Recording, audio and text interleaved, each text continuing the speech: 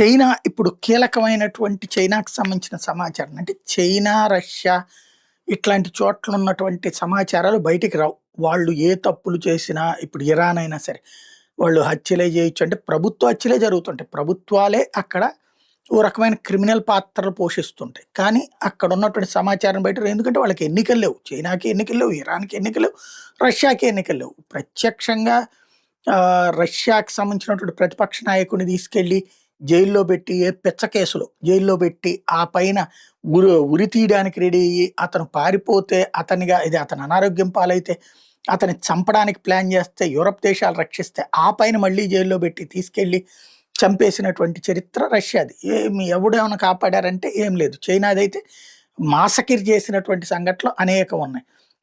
అదే సందర్భంలో ఇప్పుడు చైనాలో చెప్పబడుతున్న జనాభా ఏదైతే ప్రపంచంలో నంబర్ 1 ఇదివరకు, ఇప్పుడు నంబర్ 2 అంటే కాదు. అక్కడ ఉన్నది టోటల్‌గా 1.4 బిలియన్లు అంటున్నారు గానీ 500 మిలియన్లకు మించి లేరు యాక్చువల్‌గా.